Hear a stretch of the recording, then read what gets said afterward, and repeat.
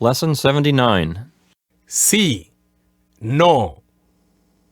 Well, this is a fairly simple lesson, just 2 small words to learn. Of course, in the last lesson, we learned about how to formulate a question, so we thought that in this lesson, it might be a good idea to teach you how to answer a question. So we have the Spanish words for yes and no. Antonio, why don't you tell us a little bit about these words? Well, sí obviously means yes. I just have some advice as far as how to pronounce them. Sí, you pretty much pronounce them the way you say, I see something, or just like that. You would pronounce them exactly like you pronounce the word S-E-E in English. Sí. Then no, just be careful you don't pronounce it the English way, with which would have that O sound at the end. In Spanish, just eliminate that U sound at the end. Just say no, as opposed to no. So just say no. So when an English speaker says the word no, when we're on the O part of the word, we tend to close our lips like no. But you're saying to sort of leave your lips open like no. Exactly. On one dry sound, no. Again, in Spanish, every vowel has only one sound, every single one. That applies to every case. Okay, that's good advice. What about the word sí? Doesn't the word sí also mean something else too? Yes, it also means if. In this case, sí with a written accent means yes. If it doesn't have a written accent, if it just has the regular dot, that's what makes the difference. That means if. So the written accent is what's going to tell you the meaning of the word. So if you see SI and the I has an accent, then that means yes. And if you see SI with just a regular I, then that means if in Spanish. Yes, of course, the context of the sentence is going to let you know also which sí is talking about. Okay, let's go through our exercises together. In number 1, we have a question. Notice how the subject and verb are reversed. The subject is tú, which means you, and compras means buy. So tú compras means you buy, but here they're reversed. Comida means food, and todos los días means every day. So number 1 will read like this. Do you buy food every day? In number 2, the word no means no, as in the answer to a question. Yo no compro means I do not buy. Comida is food, and todos los días means every day. So, number 2 will say, no, I do not buy food every day. In number 3, we have another question. Notice how the subject and verb are reversed. The subject here is the word hermano, which means brother, and the verb here is tiene, which is third person singular, because it agrees with the word hermano.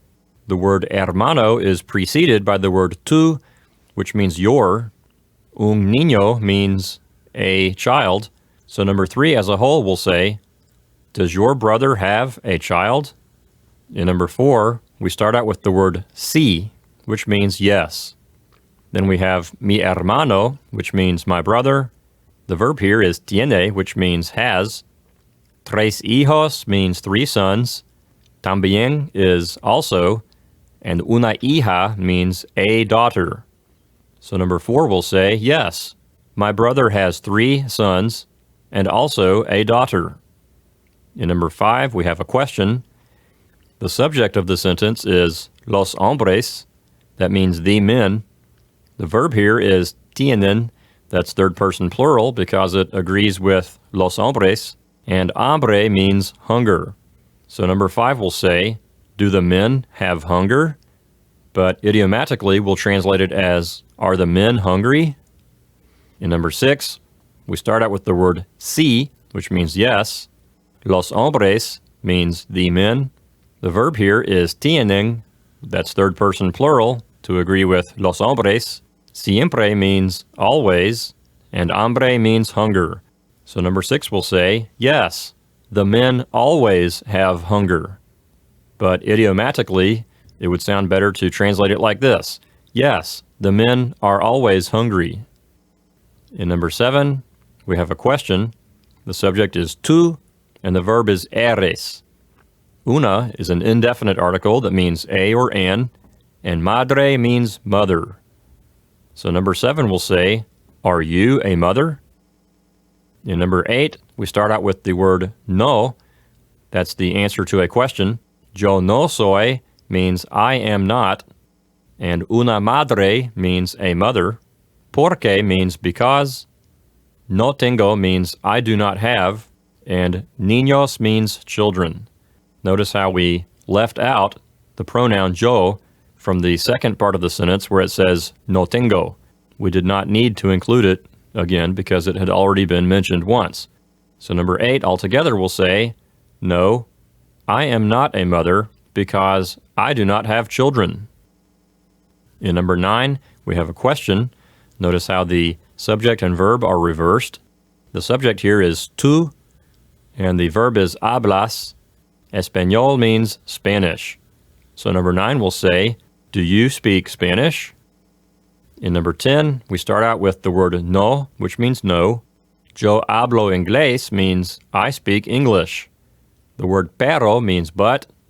Mis hermanas means my sisters. Then we have the verb hablan, that's third person plural, to agree with mis hermanas.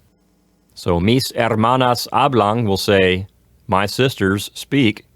Español means Spanish, and todos los días means every day.